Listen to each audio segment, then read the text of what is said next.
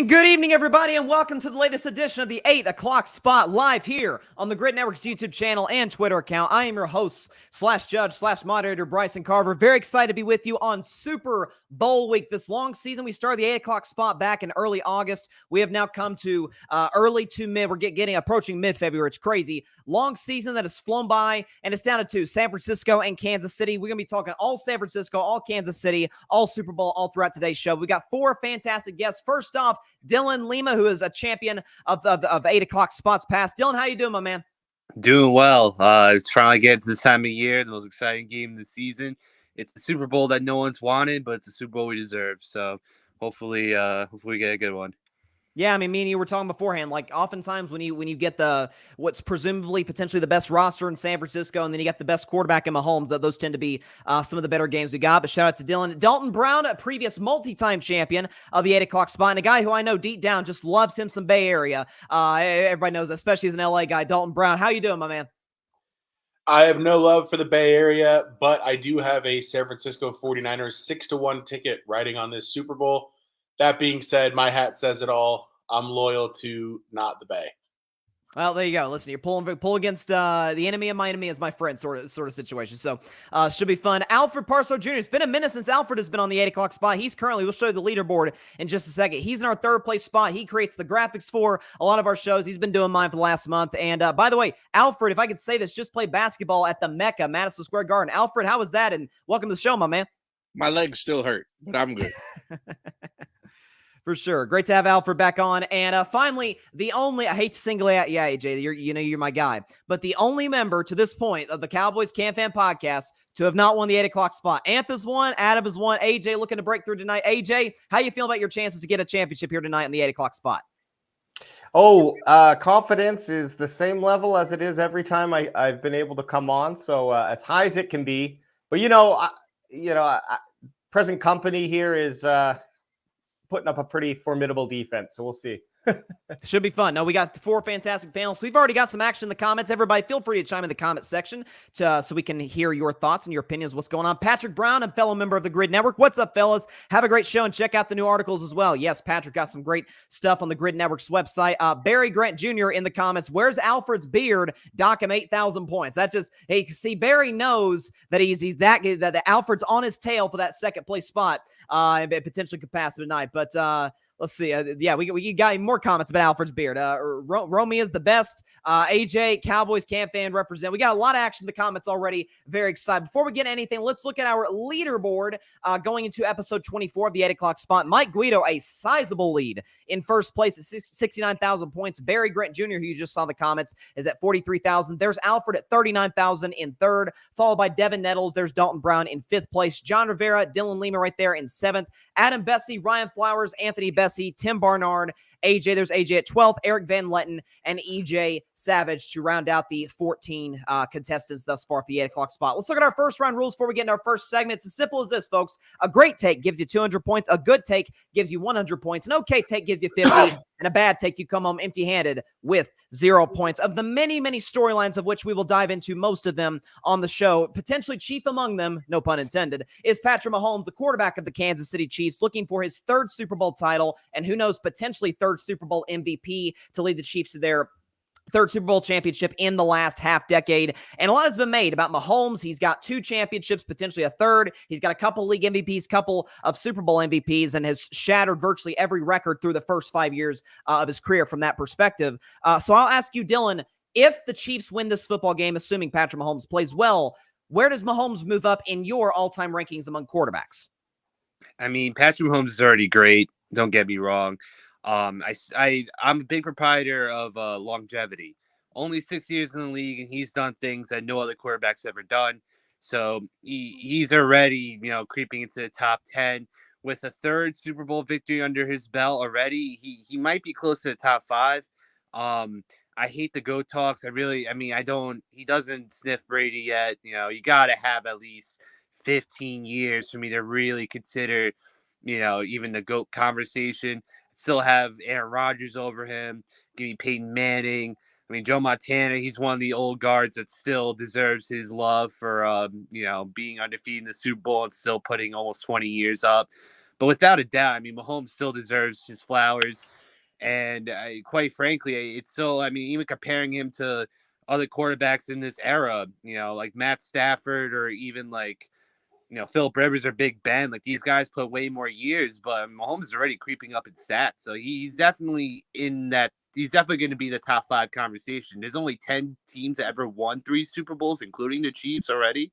So, catapulting the Chiefs with 3 of their 4 rings will definitely put him in the top 5 for me. Yeah, no question. And we talk about what he's done the first 6 years of his career. You talk about the records. You talk about, I mean, it's just steps in the league. What's just mind-boggling about Mahomes is that Brady's the greatest ever. I think we'd all agree on that. But Brady's growth was a slow, gradual one. With Patrick Mahomes, he comes in year 2, which was his first year as a starter. Bam, 50 touchdown passes and starts a string of 6 straight AFC title game appearances. But he has put together a stretch of fantastic football. Dylan, I spelled your name wrong. I don't want to do that on Carving Up Live. I don't want to, or I'm sorry, Carving It Up. I'm already messing up on the 8 o'clock spot. Dylan Lima, and I just misspelled his name again. Rough start for the host of the 8 o'clock spot here. Here we go. Let's put it out. Okay, I'm going to give you an okay take here. The 50 points. The only reason I gave you an okay take is I didn't get an exact number necessarily, like 4, 7, 8. But other than that, I thought you delivered some really good points in terms of what he's done the first 5 years of his career. To Dalton Brown, where would Patrick Mahomes be in your all-time rankings, assuming the Chiefs win Super Bowl 58? Oh, he's number 2 easily for me. The only argument right now is Brady ahead of him. And that's a pretty obvious one, right? I mean, the titles, the longevity, the numbers overall.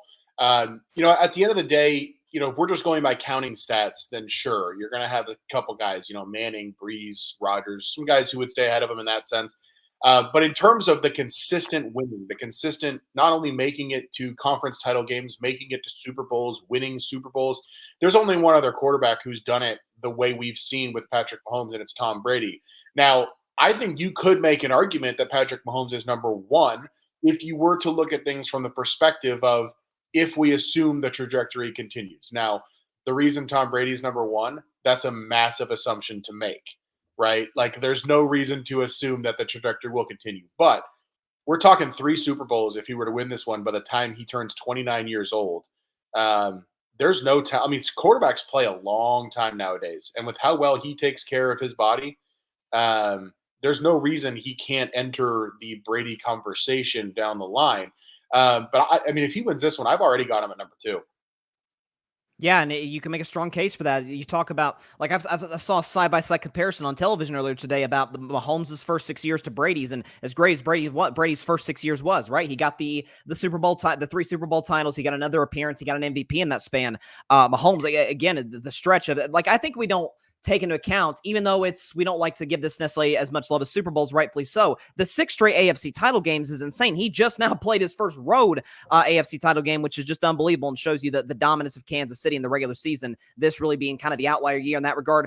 Dalton, great take. I'm going to give you to the full 200 points here to put you in first place for the moment. But I think, listen, I'm sort of the ballpark or of the camp I talked about yesterday on my show, that I think Mahomes definitely unquestionably passes Peyton Manning with the title on Sunday. The only reason I give Montana the slight edge is more titles and just as many MVPs. But you can listen, in terms of pure raw ability, Mahomes far exceeds Montana in that regard. So Dalton Brown gets a great take. To you, Alfred Parsard Jr., where would Mahomes go in your all-time rankings if he wins this year's Super Bowl? If Mahomes wins this year's Super Bowl and plays well, I'm putting him second on the list. You only have 4 quarterbacks who have won 3 or more Super Bowls. Tom Brady, of course, being the all-time leader. Then you've got Joe Montana, Terry Bradshaw, and Troy Aikman. What the difference is why I would put Mahomes second and have him jump Aikman, Montana, and Bradshaw is because out of all those guys, mind you, these are all Hall of Famers. But look what he has to work with. Troy Aikman had Michael Irvin. Joe Montana had Jerry Rice. Patrick Mahomes is doing it with Travis Kelce and the supporting cast.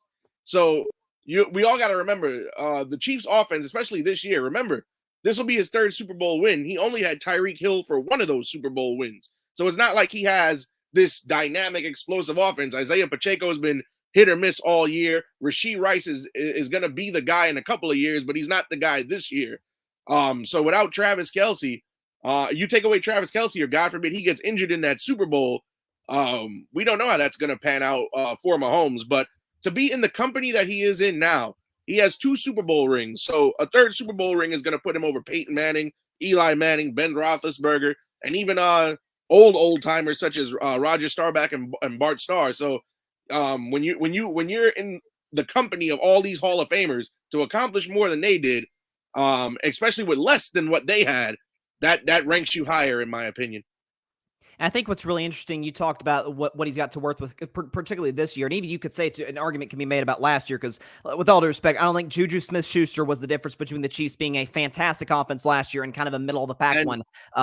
What's that? Not to mention, if you look at the Chiefs wide receiver ranks, their wide receivers are last. Their wide receiving core is last in almost every offensive statistic category for wide receivers compared to most other teams. So that should also tell you something too. You got to be great to lead an offense to the Super Bowl and rank almost dead last in every wide receiver category. Yeah, I know the stat that jumps out, what you sort of referred to there, is they led the league in drops. And, you think about Mahomes, like he was known as, and he still from time to time can do this, just not as much as he used to. He came to the league as sort of this kind of gunslinger, take big risks, but he kind of recognized now, and this is a credit to his football IQ, is the fact that guys can't separate the way they used to. We're not going to be able to hit the big play the way we used to. So I'm going to dial back, and pardon me for using this expression for a quarterback such as Mahomes, but dare I say a bit of a game manager type role, like just sort of kind of like Baltimore. Like I feel like they sort of let the Ravens mess up and make mistakes, kind of like the Patriots did, like not take any big risks, and then when you get the opportunity, kind of pounce on that. But Alfred Parsard Jr., I'm going to give you a great take, 200 points to tie you up with Dalton on top. I think in terms of, like you said, the historical significance and what Mahomes has to work with, I think is a valid point and a great point. So Alfred Parsard Jr. in second. I'm tied for first place with Dalton. Finally, with you, AJ, where does Patrick Mahomes go in your all-time quarterback rankings if he wins this year's Super Bowl? If he wins the Super Bowl, and it kind of, for me, depends if he wins that MVP or not. If he wins the MVP, he'll be 3 for 3. And I think, like, when I look at other quarterbacks, that kind of sets him ahead of those guys who have the same amount of Super Bowl wins. He also has 17 playoff games in his career already, which I think is a pretty incredible number. So I would put him in third behind Brady and Montana. But if he doesn't win that MVP, then I would put him in fourth behind Bradshaw. And I didn't have the pleasure of watching Bradshaw, but just from, my years of watching football and just seeing stuff about him, I think it was like he won 4 Super Bowls. I think he had like a touchdown winning pass for all 4 of those games. And so if you're tied with him in terms of MVPs, still got that 1 Super Bowl up on Mahomes. But I just think that kind of stat is exciting for me. Mind you, I didn't see him live. So, that's how I would rank Mahomes.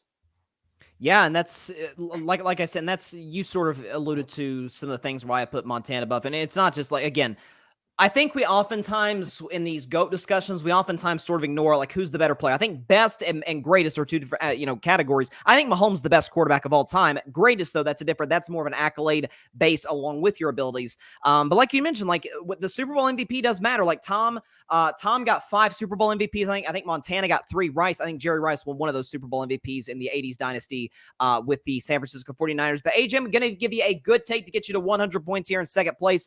Good take, especially talking about the Super Bowl MVP, like that never, it occurred to me, just not in the way that what it would do for his all-time ranking. So I think you make some really good points. We got like 1 million comments, so I can't get to all of them, but I'll be selective for some of Mike Guido's already bragging about his standing in the standings, 69,000 points.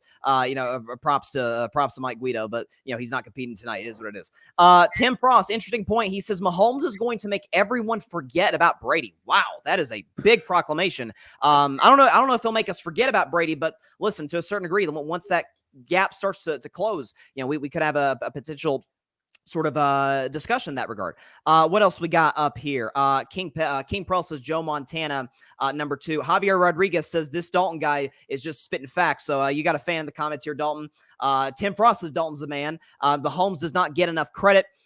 Barry says, why aren't people talking about is that Brady had a very long layoff between his 3rd and 4th, 10 years. Andy Reid retiring at some point will halt the good times. I'm not ready to crown him So listen, that's fair. And obviously, listen, they were able to just have the first 3 Super Bowls. They went through sort of a transitional period, but even Tom still got to a couple more Super Bowls before Eli Manning was able to get the W over him both times. And by the way, Eli Manning, you saw I don't know if that was a diss of Tom Brady at the Pro Bowl or whatever that was, but it was entertaining nonetheless. Let's move on to our second round rules. Close first round. Let's go to the second round. Everything gets doubled. A great take gives you 400 points. A good take gives you 200. An okay take gives you 100 points. And a bad take, again, nothing, zilch, nada, 0 points. Let's move on to the San Francisco side of things and talk about their quarterback. If you talk about just very different storylines, with Mahomes, we're talking about where he's at in the GOAT discussion. And with Brock Purdy, you got half the NFL fan base, NFL fandom is like, oh, he's awesome. He's this, he's that. The other side thinks he's a game manager. He's not that good. He's Jimmy G 2.0. I sort of rest in the middle. I think I'm in the minority in that regard. That's just kind of like, he's good. He's not great. He's not bad. But I'll start with you, Dalton. What would Brock Purdy prove if he wins the Super Bowl? Well, I mean, I'll start answering your question by asking you a question and answering it myself, which is, who are the quarterbacks who have beaten Patrick Mahomes in any postseason game? There are 2 of them so far, Tom Brady and Joe Burrow. To immediately join that company says something about any quarterback. This is the same Patrick Mahomes that just knocked Lamar Jackson off when the Ravens were favored and the Ravens were looking like the team that was going to go. They also went into Buffalo and just knocked off Josh Allen. I know you have mixed feelings about Josh Allen, but that's a heck of a talented pair of quarterbacks to knock off back-to-back. If all of a sudden Brock Purdy can say, hey, the buck stops here, that says something pretty serious about Brock Purdy. I appreciate the fact that he embraces the term game manager. I think it says a lot about kind of his character, his team-oriented attitude. I don't think he's like a top 5 quarterback in the league by any means, but I think he's exactly what the Shanahan offense needs him to be, which is a game manager. But I think he's pretty darn talented too. He's mobile enough when he needs to be. He's accurate enough, and he has games where he looks awesome. Now, I think there's another side of the coin here where he could turn the ball over 3 times in this game, and all of a sudden it becomes fair to ask the question of, does San Francisco need to look for a more serious answer at quarterback? So it's a huge game for him. I think he stands to gain a lot by at least just playing well. But if he wins it, it's kind of hard to argue that he's not at least top half of the league, maybe borderline top 10. Yeah, and you mentioned his mobility, though, when you're talking about, how the game manager aspect, but that Detroit game, that his scrambles, especially the second half of that game, is really what propelled the Niners to that comeback, especially to kind of ice the game away when they put that last drive to put them up 10 in the fourth quarter. And that's kind of been the thing for me that has really been the big differentiating factor between him and Garoppolo. Garoppolo could not move. Garoppolo was a statue in the pocket. This Purdy guy can move. He's got a not a great arm, but a good enough arm to get the ball where he needs to, on time and on target. And so I think there's a lot of good components about him. Dalton, I'm going to give you a good take here. I think when you mentioned about, where Brock Purdy's at in terms of how we view him, how he views himself, how he doesn't get caught up in the narratives, at least from what he shows us, and he plays well within that Shanahan offense. And by the way, the Shanahan West Coast offense has always been one that plays well into the hands of mobile quarterbacks, as you mentioned, and Brock Purdy would be in that category. He's no Lamar Jackson or something, but he's certainly good enough to get the job done. To Alfred Parsard Jr., what would Brock Purdy prove if he wins this year's Super Bowl? Well, I think that it's a multifaceted argument, because if the 49ers are able to defeat the Chiefs this Sunday, to me, it doesn't prove anything, and I'll tell you why. Number one, it's just one Super Bowl. It's not like, he's going for his second ring, third ring, fourth ring, or whatever. Number two, going back to the point I made in the previous round, he has much more weapons on his offense than Mahomes has on his offense. Also, his team has a much better defense than the Chiefs have. So it's like he has more to work with. Yes, he's slaying. If he manages to slay the Houdini of postseason football, Patrick Mahomes, I mean, yeah, it's a notch on his belt. He beat one of the all-time great quarterbacks, future Hall of Famer. But at the same time, the only weapon Mahomes has is Travis Kelce, and he has a low-ranked wide receiver core.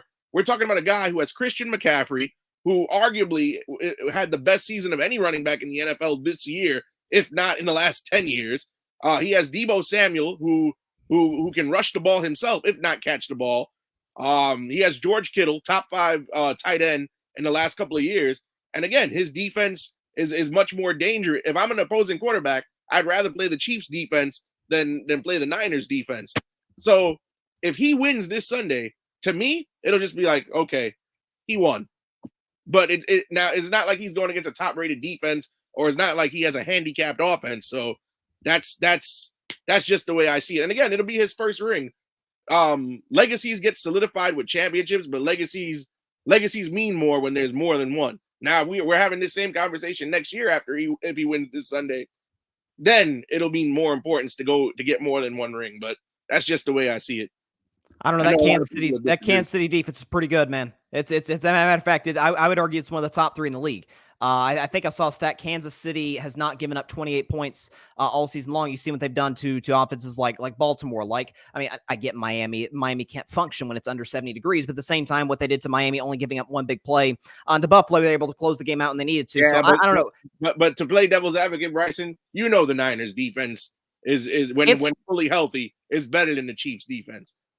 It's at least as good. I don't know if I'll give you better, but I hear your points. And listen, you talk about Brock Purdy, it's that does factor in as well. And that's the weapons that he has: McCaffrey, Kittle, Ayuk, Debo, etc. That's what gives a lot of people cause for pause, is the fact that, well, how can you screw up when you've got these guys around you?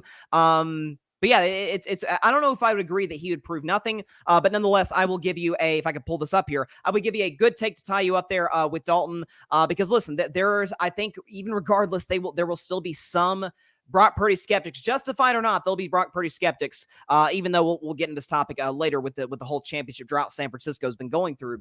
But there's no question that there will still be skeptics. There's no question about it. Moving on to AJ, what would Brock Purdy prove in your mind from a Cowboys fan if he wins the Super Bowl?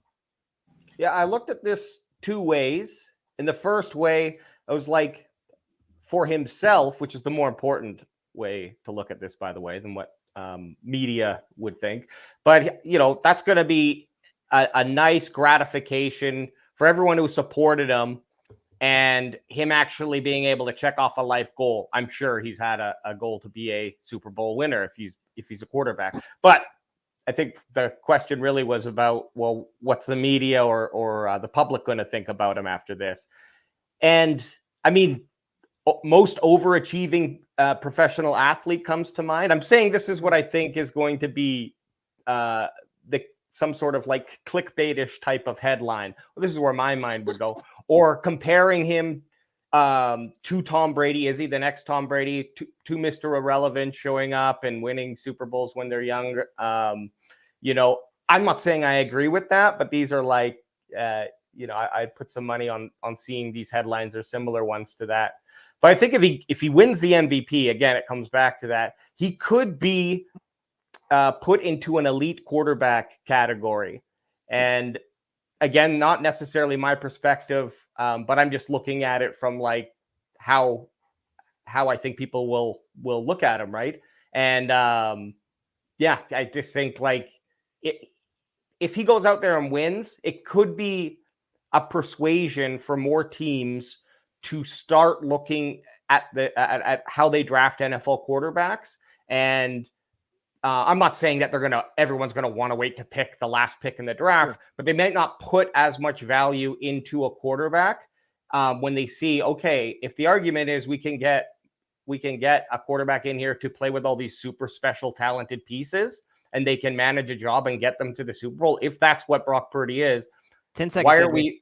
Why are we putting so much investment into a quarterback in the first round when we could for sure get a real specialty piece? So, yeah, and that's I think you bring up a great point that, and I've talked about before, like finding a quarterback is not an exact science. I know everybody points to Brady 6th round, like that's the most obvious example, but listen, even guys not everybody considers elite. Dak went in the 4th round. Kirk Cousins went in the 4th round. Russell, his peak years, went in the 3rd round. Joe Montana, 3rd round. Brock Purdy, Mr. Irrelevant. Kurt Warner, Tony Romo, undrafted. Like there's most of your great quarterbacks come from the 1st round, but in general, we've seen some absolute terrible guys be drafted as high as 1st overall, and then guys not even, be bagging groceries in the case of Kurt Warner and turn out to be a Hall of Fame quarterback. So there's no question. It's not an exact science. I'm going to give AJ a good take here to get into 300 points, just a hair behind first place. And I think the point about you're all over it. regarding how difficult it is to find a franchise quarterback. Like San Francisco was thinking they'd give up all this draft capital for Trey Lance. He's the guy. And it turns out I heard Jed York, the general manager Jed York, the general manager, owner of the 49ers, general manager. I'm blanking right now. But I know he referred to he's the owner, that's who it was. How he referred to Kyle Shanahan saying at training camp last year that I think our third string quarterback's our best guy. And it turns out he was right. Jimmy G's the backup in Vegas, and Trey Lance is the third string guy in Dallas. So Brock Purdy has certainly more than lived up to what San Francisco drafted him as. Finally, with you, Dylan, what would Brock Purdy prove with the win on Sunday against the Chiefs? I mean, honestly, it would say a lot about him. I mean, not every day you see a Mr. Irrelevant make it to the Super Bowl. We talk about talented teams, and yeah, sure, the Chiefs don't have the same high-powered offense they've had in the past. Mahomes, at the end of the day, the most important position is a quarterback. And Mahomes has showed time and time again that he is the best quarterback in the league. And that defense is nothing to seize at, man. The fact they're able to shut down Lamar Jackson in the championship round, they shut down the Bills, they shut down the Dolphins. These are all, we tout these as high-powered offenses going into the playoffs. And time again, the Chiefs defense shut them all down. So if Brock Purdy is able to turn that around and say, even with having the team that he has around him, we've seen plenty of great teams just this playoffs alone that, like the Cowboys, for example, is one of those teams we looked at as like, man, they got such a good team all around. I think they can make a good run, and they couldn't even make it out of the first round. Even with Dak Prescott, who is strongly considered a top quarterback in the league, especially this year, and they just turned around, laid an egg. Let's not forget, Brock Purdy came back from 27-0 against the Lions last round. And, we could always, talk about the same old lines and, whatever. But the fact that you could come back from 27-0 and win the game, and now you're going to be in the Super Bowl and go against the best quarterback to play in the league right now, it will definitely say a lot for Brock Purdy, because we've seen Niners teams, like the Garoppolo team, just have a lead and just shut down at the end of the game, couldn't do anything. And that's how Mahomes won his first ring. So, yeah, so I think, going from where he started to where he is now is amazing. And he put up pretty good stats during the year. And it's not, we always put high stock into top quarterbacks, and we always think that they're like the franchise quarterbacks are always going to be at top picks, but that may not be entirely the case. It's more about, the 10 team seconds around you. It's the team around you. So you can always just take you can take a decent quarterback and turn him great if you have the right team. And I think Brock Purdy can show that. Yeah, and that's you referring to what Garoppolo was unable to do, and that was always my criticism, my at least my big knock on Purdy is like, man, I don't know if he can play from behind, off script in a game that's not going his way. Bad, like again the Green Bay game, kind of sloppy weather, throwing passes that probably easily could have been pick sixes to Darnell Savage. But listen, the ability to sort of pick himself off the map, to understand that this drive is everything for our season, leads the game-winning drive against Green Bay, down 27-10 to Detroit, to compose himself, to reel it back in, and to be able to lead that team to a comeback, scoring every single time they had the football, and having a passer rating well over 100, which Purdy, by the way, did lead the league in pass rating this season. Highly impressive. Okay take, Dylan. Okay take regarding where you're at in Brock Purdy. I think the thing with him in terms of the overall viewpoint of him is that, again, I still think, sadly, Alfred sort of referred to it, and so did AJ. Like, I still think there will be some skepticism about him regardless of what happens, because of the factors about being Mr. Relevant, and some of those things, unfortunately, do come into the picture. We got, again, a lot more comments. Can't get to all of them, but let's see what we got up in here. We already got Dak shots going on right now. Barry can't help himself. It's rent-free at this point. Get me Purdy over pick, Scott. That's unnecessary. Dak ain't do nothing to you, Barry. Let's see. King Prell, Purdy will be where Russell Wilson is, but what the real question is, what will it do for Christian McCaffrey? That's a fair question. I mean, these conversations tend to be around quarterbacks. But like, yeah, the Christian McCaffrey, what he's been doing is fantastic. I see there's some pushback. Dalton, is that you, Dalton, in the comments right there? It might be. It might be. Okay. Just won Super Bowl. We really disrespecting Lombardi like that. Barry Grant Jr. is going at you, Alfred. To say winning a Super Bowl means nothing disqualifies from this man from future shows. There are Hall of Famers that have only one Super Bowl. Hey, listen, John Elway had 0 up until the last 2 years of his career, and Dan Marino wasn't able to, only got to 1 early in his career, and was never able to to get back. But yeah, Guido says Dalton is 1,000% right. Bryson is getting tight with the points. Listen, I run this show, okay? Mike, take that up with Mike and with Barry. They put me in this spot. But listen, I'm very excited to be here with these guys. Let's see, what do we got? Oh, okay. I appreciate it, Javier. I'm gonna give some love in the comments. Nobody gives us host credit. Give him his flowers. Red looks good on you, King. Well, appreciate that, Javier. Thank you very much. And Clint Alexander says Chiefs taking it, man. No question. We'll get to that. By the way, a special quick little announcement for the 8 o'clock spot is that everybody moves on to the final round. Usually what we do is we have the top 2 point getters get to the final round. You kind of got to earn your spot there, but it's a Super Bowl episode. I want to know what everybody thinks, who they got winning the game and why. So for that reason, all 4 are going to make the final round. But before that, we got the third round rules coming up. Again, everything gets doubled from the second round. A great take gives you 800 points. A good take gives you 400. An okay take gives you 200. And a bad take, again, 0 points right there. So again, there's a lot of storylines regarding the Chiefs dynasty and some arguments about, are they a dynasty yet? They only have 2 rings. A third title would unquestionably put them as the NFL's dynasty, really, I guess you could say, of the 2020s to sort of succeed the Patriots' 20-year run. But a big story with Kansas City's dynasty and Mahomes' greatness, Kelsey's greatness, Andy Reid as well. And then you got San Francisco, who, as great as they are, as loaded as they are, as much of success as they've had in the last 25 years or so, they've gotten to a couple Super Bowls. They got to a Super Bowl just 4 years ago with this very squad.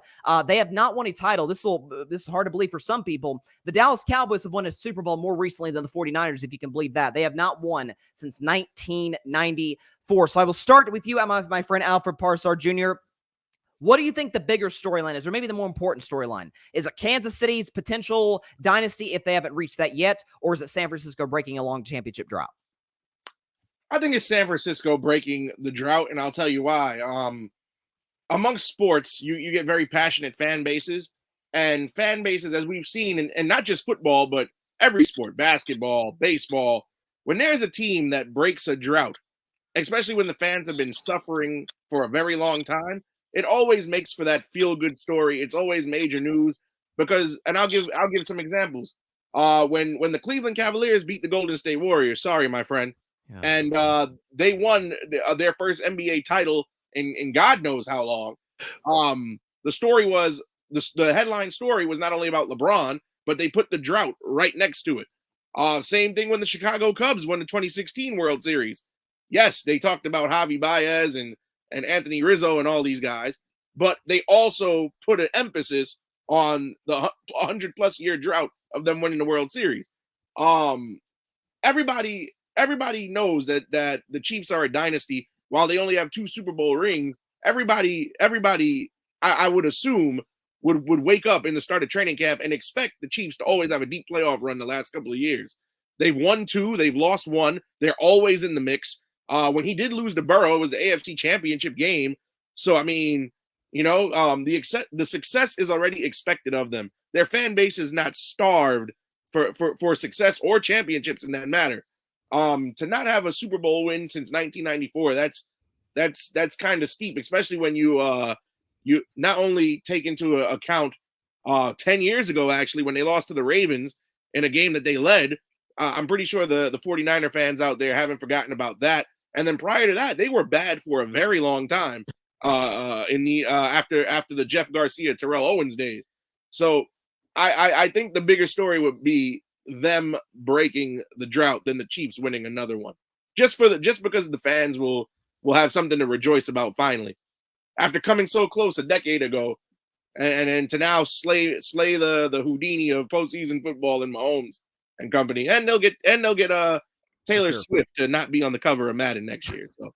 So we have already confirmed anti-Swifter. I hear the 8 o'clock spot. It's rough. It's rough out there. But listen, I think like there's people do forget. Listen, like San Francisco after that Steve Young run there that they had in the 90s, where, by the way, one of the more underrated quarterbacks in NFL history, Steve Young, they had a stretch, like you said, of some bad football. It wasn't really until Jim Harbaugh came in, just kind of stabilized the organization. Then they fired him, ran through some coaches, came across Kyle Shanahan. And by the way, real quick, I don't usually go the comments mid-segment, but it is noteworthy. Our guy Tim Barnard, who has been on the 8 o'clock spot multiple times, he says if the Niners win, I don't think it's about the Niners' 30-year drought, but more about Kyle Shanahan finally overcoming his blunders to win. Like, that's kind of the knock on Shanahan is like brilliant offensive coach, great, schemer, run designer, all that West Coast offense, but the blown fourth quarter leads to Atlanta, to when he was the OC for the Falcons, blown fourth quarter lead to the Patriots when he was the OC of the Falcons, blown fourth quarter lead to Kansas City, blown fourth quarter lead to the Rams in the NFC title game a couple years back. That would go a long way for Kyle Shanahan. There's no question about that. Alfred, I give you a good take. I would have given you a great one. The only reason I didn't give you a great one is because, A, you took a shot at my Warriors. I'm just kidding. That's not why I gave you a good take. It has nothing to do with it. It has more to do with the fact the Niners' 30-year drought would be more applicable to, like you mentioned, the Cubs, to the city of Cleveland, those cities, those franchises. If it were like a Detroit, right? Like if this were Detroit, it'd be like, oh my God, this is unbelievable. They finally broke the curse of Bobby Lane from the 50s. San Francisco has at least one within the modern contract of the Super Bowl era. But nonetheless, still a good take by Alfred Parsard Jr. To AJ, what's the bigger storyline in your mind, AJ? Is it the Kansas City Chiefs pending dynasty, if it's not already become official yet, or is the Niners trying to break a 30-year title drought? Yeah, maybe I am old school. I'm coming around to this, but a dynasty to me is 3 championships in a row or 3 in 4 years. But look, I know a lot of the leagues had less teams in it back then when that was a little bit more achievable. So I'm coming around to being all right with calling the Chiefs a dynasty. But to answer your question, I look at, like, back-to-back's impressive, absolutely, definitely. But of course, I certainly don't want Taylor Swift touching that Lombardi either. But she's not a player, bro. Yeah, but it's going to happen, man. It's going to happen if the Chiefs win. But look, 49ers, that Super Bowl win would put them tied for first with 7 Super Bowls on the team with your Steelers, Bryson, and the Pats, and puts them one behind Tom Brady, too, by the way. And also ahead of the Cowboys. Okay. It leaps them above the Cowboys, and they'll have 6 Super Bowls there. But what I like better about San Francisco winning is it sets up a nice trilogy. And I wouldn't be surprised if in the next 2 years we see this run back again with Chiefs and 49ers. I'm not hoping for it, but I'm just saying I wouldn't be surprised if that happened. And so in that event, and building up this storyline over, say, starting this year and the next 3 years, that's what I would like to see is 49ers win. And then if it's inevitable that they're going to play again, at least it's going to be a winner takes all kind of game in number 3. So, that sort of storyline is more exciting to me. Yeah, like listen, that's all the more reason for me to root for the Chiefs, is because they could tie Pittsburgh and New England with the 6 championships. It definitely want to at least maintain that lead with the Patriots. And who knows, maybe in the next decade, if we can finally get a quarterback, actually at least attempt to get to 7. But listen, like you said, with San Francisco, the history with the 80s run, the 80s dynasty, being able to win in the 90s and be able to come back 30 years later, even with all the tumultuous things going on in the NFL, with the Patriots running the show for 2 decades prior to 2020 or 2019, really, that San Francisco tying up would go a very long way. So solid points, AJ. I'll give you an okay take to get you to 500 points here. I think overall the sort of narrative surrounding San Francisco and be able to break this drought are one that I don't think has been as big of a story. It's partly why I included it in the segment. Dylan, your take. Would a Chiefs dynasty, with the title, which they would undoubtedly cement themselves as, or a San Francisco 49ers breaking their championship drought, which would be a bigger story in your mind?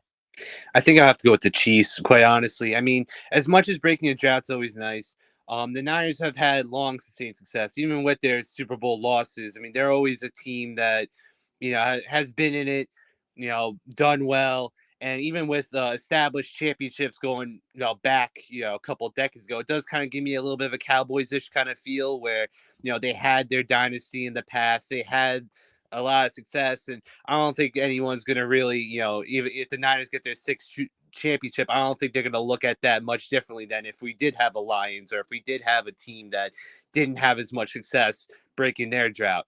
But with the Chiefs, on the other hand, winning back-to-back championships is not easy. The last time we saw this was the early 2000s with the Patriots. Dating back, I mean, like the 2010s is the only decade in NFL history, the full decade, I should say, that we didn't have a back-to-back championship winning team. And I think that's huge. Because I mean, especially pre-salary cap, we always had these teams that just heavily dominated. And I feel like we also had, like, especially since the previous 20 years, with Tom Brady, I think we kind of got exhausted and kind of just used to having a team just being so dominant. And now with Mahomes and the Chiefs now starting their possible dynasty with this championship, I think we're kind of just used to it. But I think the historic implications of them winning back to back with the Chiefs is just so big, and especially considering how early Mahomes is in his career. If he can still sustain the success and win the back to back, and continues this trajectory, then Mahomes could set some insane records that could be possibly unbreakable. And with considering the amount of great teams that have been around, especially in those 2010s, for not a single back-to-back championship, I think it will definitely be very big for not only Mahomes' case, but just the Chiefs in general, for them to get that dynasty this year. That's a fascinating stat. I never thought about it. I mean, I knew it had been essentially 2 decades since we had a back-to-back championship champion with the Patriots in 03 and 04, but I did not even think about the 2010s. Obviously, the Patriots got, I think, at 1.3 titles in 5 years in 14, 16, and 18. But listen, you had teams like Seattle who almost at least looks like they were going to potentially be the next dynasty, and the Patriots kind of stole that from them in Super Bowl 49. You had Denver winning. You had the Rams, the early 2020s, and then teams that decade. That's kind of when Kansas City's dynasty started. That's a fascinating stat. So Dylan Lima, we haven't had a great take since the first round. My friend, you got it up to 950 points. Dylan is in the lead for the moment. We'll see what Dalton has to say, but great take. I think the historical ramifications of a Kansas City dynasty is highly significant. So great take there by Dylan. Finally with you, Dalton, what would a Kansas City Chiefs, let me rephrase that. What would be more impactful, a Kansas City Chiefs win to cement this dynasty, or 49ers win to break a 30-year, I wouldn't say curse, but a drought? Yeah, and so I think the original question was, what would be a bigger story, right? The bigger story would be Kansas City winning, undoubtedly, and kudos to Dylan, because that was the first legitimate take of the three to me, and not just because of the side he was on. This idea that we're comparing San Francisco to tortured franchises like the Cleveland Cavaliers and Chicago Cubs is absurd. It's one of the most successful franchises in NFL history. And by the way, there are 32 teams in the NFL. If every team was equally tortured or had equal likelihood each year of winning it, you expect to win about one every 32 years. This isn't a drought. Like, winning one in every 30 years is not a drought. It's about what you expect for any given NFL franchise. So I want to start there. Secondly, if we're talking about what's a bigger story, there's nothing that the media likes more as far as a larger story to talk about than the impending building of a dynasty, the existence of a dynasty and the building of a dynasty. That's as big as a story gets. You don't think newspapers and pundits nationally loved the fact that the Patriots were so good for so long? That type of building success gives you a deeper and more intense story to talk about, right? You're telling a longer story. You're talking about legacies as opposed to just, the story of this season. In terms of like how exciting the story would be, it's not even close. It's the Chiefs. The places you can take where Mahomes might go from this title, Dylan hit on it. That's the bigger story by far. Now, I mean, San Francisco, would create stories of its own, but not nearly on the scale that Kansas City is, right? I mean, this is the type where it's like, okay, now he's got 3. So for me, it's not even close. I mean, San Francisco, good for them. I guess they're overcoming a couple years of almost getting it, sort of. But I mean, what are they overcoming that the Bills wouldn't have been overcoming this year, or that, several other teams wouldn't have been overcoming this year? I mean, the better story than the Niners was the team they beat last round, not the 10 Niners. seconds, Dalton. So, not even close. Yeah, Chiefs. Yeah, and that's, you sort of hit on a point that I've said for years. Like, the NFL is really the only sport that can kind of get away with it because of their overall popularity on television. Is parity really isn't that good for professional sports historically. I mean, listen, the Bulls in the 90s, highest rated decade probably, I think, in NBA history, if I'm not mistaken. Bird and Magic saved the NBA in the 80s. And Golden State, everybody hated Golden State. And listen, maybe I sound biased as a Warriors fan, but let's be honest, the NBA was a lot more intriguing. There was a lot more storylines when Golden State was, what's that? Yeah, and Bryson, even in baseball, right? The 90s were a bit of a golden age for baseball while the Yankees were winning over and over and over. It sells. It does. And that's I'm sort of half saying this, but listen, the Dodgers are certainly not a dynasty, but I would, if your Dodgers were to go on a little bit of a run, I think baseball desperately needs a villain. Haven't had one since the Yankees, as you mentioned. Like those tend to be good for sports historically. So great take there, Dalton. That puts you in the lead with 1,200 points going the final round. Now, normally that would mean our point totals, if you look at them right now, Dalton and Dylan at first and second, that would mean Dalton and Dylan move to the final round, but it is a special Super Bowl episode. So everybody moves on to round 4 because I want to hear everybody's Super Bowl predictions. Real quick, though, we do have a comment by Barry. He says, as a Cowboys fan, I want the drought to continue. I have my voodoo doll for Kyle Shanahan ready to roll. Listen, we don't be committing dark magic here on the Gryd Network. What is going on? But yeah, we'll see what happens. Okay, final round again. Usually it's the top 2 point getters, but it's everybody this round. If I could pull up the graphic, here we go. So final round, simple as this.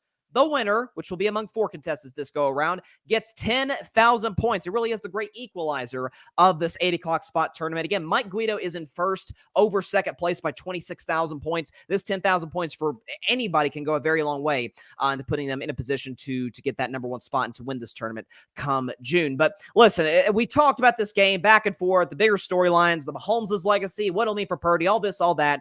Ultimately, it comes down to who the heck wins the game. Is it San Francisco? Is it Kansas City? So I'll just ask you straight up, go across the board here. Starting with you, Dylan. Who wins Super Bowl 58 and why?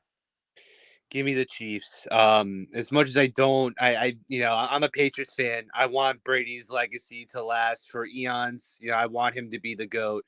But what Mahomes is doing is undeniable.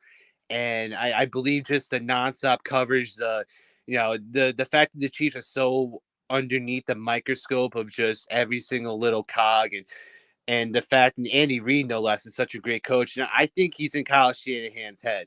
We touched on this a little bit before, especially with Kyle Shanahan, his continuous blunders in big playoff games. It's tough to overcome that. And, it would be easier if he was going against like a lesser established team. Like if the Ravens made it, I'd be more leaning towards the Niners. But I just think with just how great the Chiefs are overall, and Mahomes, and I really am big on that defense of the Chiefs. I think they're just so solid, and they are a big reason why they even got this far. Because if the Chiefs had a bad defense, Mahomes would have been out long before, especially with some of those slow starts that the Chiefs had earlier in the playoffs and just in the season in general. But that defense kept them in time and time again, and they have some really good names. Talk about their D line with Frank Clark and their linebackers, their second. You could go on and on. But I just really think this is the Chiefs' time to really establish a new dynasty and a new age for the NFL, which is what they want to, which is like the big hole that Brady left behind. And I do firmly believe that this is going to be the Chiefs' time to stamp that. Very well could be. We'll see. To you, Dalton, who wins Super Bowl 58 and why? It's the Kansas City Chiefs for me, and really what it comes down to is 2 things. It's recent form and it's the quarterback position. I liked Buffalo to beat Kansas City. I talked about it on this show. I liked Buffalo to beat Kansas City because of the way Buffalo have been running the ball, the way their defense have been playing, and I thought Josh Allen was a good enough quarterback to potentially win if it became a back and forth game. Kansas City slayed that dragon. I liked Baltimore to beat Kansas City as well. I think Baltimore has the NFL's best defense. Kansas City's defense came out and outplayed them, found a way to get it done.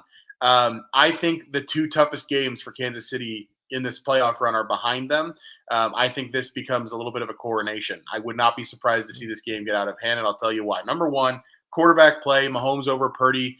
Not much of a doubt there. Who do we trust? Look, Purdy has proven a lot of people wrong, but this is a different type of stage. But for me, really what it comes down to is that 49ers defense has not been what it was all year. Green Bay moved the ball up and down the field on them. San Francisco had to come back desperately and barely win that game. We saw what Detroit did to them, jumping out to that huge lead, scoring 31 points against them. The Niners barely escaped that one. To be honest with you, I think there's a real argument to be made that the Niners are a little bit fortunate to be here. I think that defense is running on some fumes. I think this is just a case where you have a more polished team all around that has kind of showed us over and over again now that even if Mahomes doesn't have the more talented roster, he's more ready for the moment. And that defense is too. Their secondary is excellent. The linebackers are excellent. The defensive line's excellent. Dylan hit on all of that.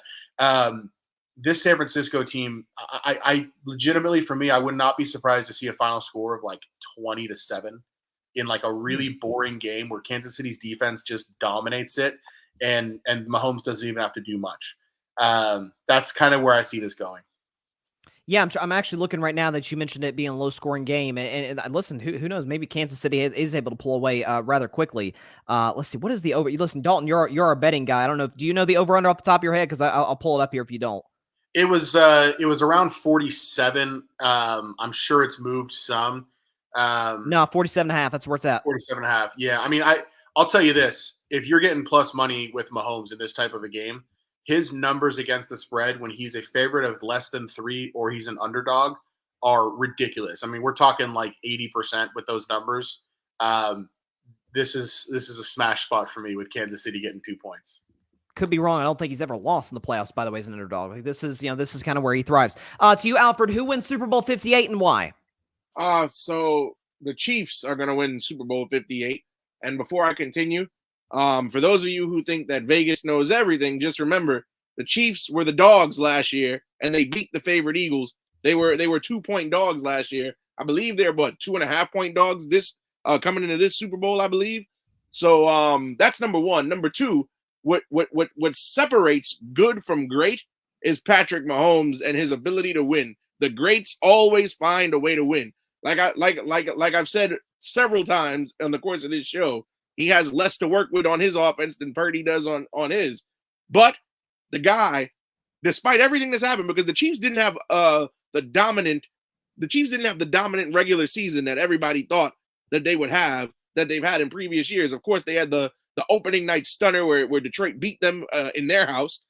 They had games where they lost to the Raiders and the lowly Broncos.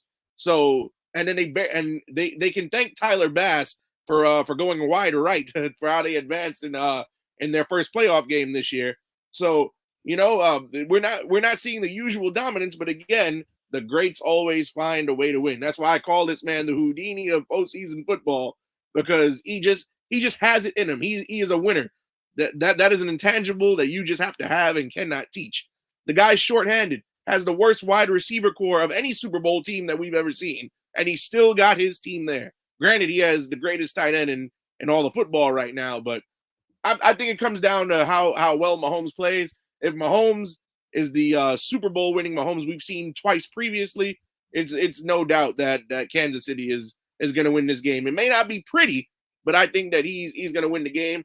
Like it was alluded to earlier, Brock Purdy, it's his first Super Bowl. Nobody even expected a Mr. Irrelevant starting quarterback to get to this point. 10 seconds down. People wrong, but championship games are a far different stage.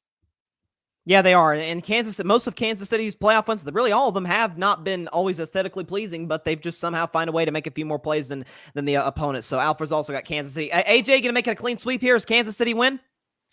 I'll try to make it a little more exciting, but yeah, definitely. I watched San Francisco, and they look beatable against Green Bay and Detroit in that first half. They have the pieces and the skill and play that they came out in the second half and were able to be victorious in those games. And I don't think if you get behind against KC, I don't think they'll have enough to pull off a victory. As we said throughout this cast, KC has a damn good defense, beat the Dolphins, holding them to 6 points, beating the Bills. And the Bills only had 1 touchdown in the second half, and beating the Ravens, who only had 3 points in the second half. So you look at the 49ers. 49ers have only scored in the playoffs here 14 points in the first half, so a touchdown each in their games. So if that trend continues and KC shuts them down, locks them out essentially for that first half, and is able to just score consistently throughout the game, I just don't think San Francisco is going to be able to make that comeback. I just think KC's a little bit too consistent in their scoring. Now, I will make a prediction. I think it'll be a close game, 21-20 for KC. I think 49ers score 17 points in the second half. Make a game of it, but it's not going to be enough to win. Bold prediction, if I may. Rashee Rice wins MVP. Oh, okay. We got a receiver winning MVP. Listen, Brady to it. Brady's Super Bowl's a receiver got MVP. Deion Branch and Julian Edelman. Jerry Rice won one in the 80s. So listen, sometimes with these dynasties, the receiver gets the MVP. By the way, underrated story. And people are discussing who could win MVP if it's not Mahomes for the Chiefs. Could it be Travis Kelce? Fun fact: if Kelce were to win MVP, he'd be the first tight end in the history of the Super Bowl to accomplish such a feat. So it's never been done before. But if anybody can do it, it's Travis Kelce. But Rashee Rice, I like that. But the kid's been really coming on as of late. There's no question about it. So across the board. By the way, guys, I'm also going with Kansas City. So we got a 5-0 sweep across the board here. But there can be only one champion. Who made the best case for the Kansas City Chiefs winning the Super Bowl? As we dial up the victory music, the winner for the 8 o'clock spot this week is Dalton Brown, who wins once again on the 8 o'clock spot here on the Gryd Network. Do we have the victory music? Is it playing? There it is. There it is.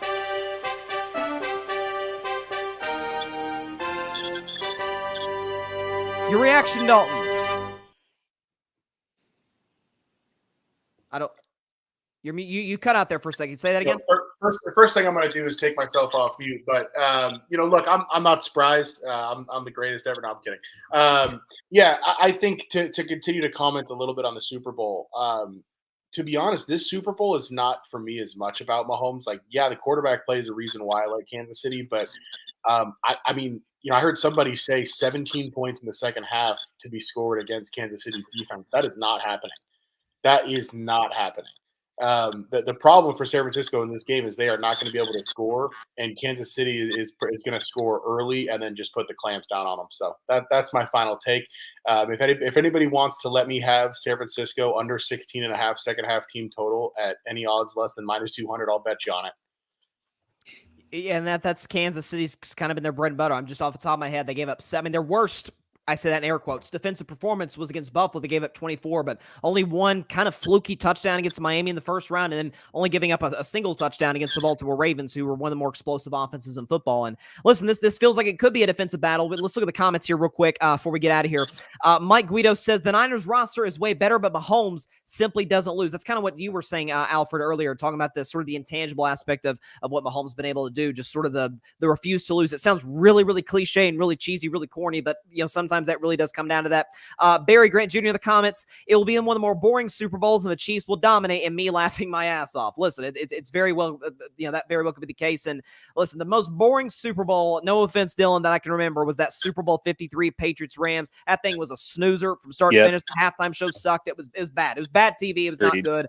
There's no question about that. But listen, hopefully, defensive battle or not, and I feel like it could kind of lean that way. I think this could be potentially a very, very fun and interesting Super Bowl. But shout out to everybody. Congratulations, Dalton Brown, once again the champion at the 8 o'clock spot. Shout out as well to Dylan, to Alfred, to AJ for competing this week. And it should be fun. Next week, 8 o'clock spot. We'll see y'all next Tuesday at 8 p.m. Eastern, 5 p.m. Pacific time, right here on the Gryd Network's YouTube channel and Twitter account. Reaction of the Super Bowl, a lot to talk about. So very excited to potentially be with some of these guys next week. So we might have a new panelist or two after the Super Bowl. But very excited. Congratulations to Dalton. Shout out to Dylan, to AJ, and to Alfred for a great show. We'll see y'all next week. Stay safe out there. God bless y'all. And peace out. Happy Super Bowl.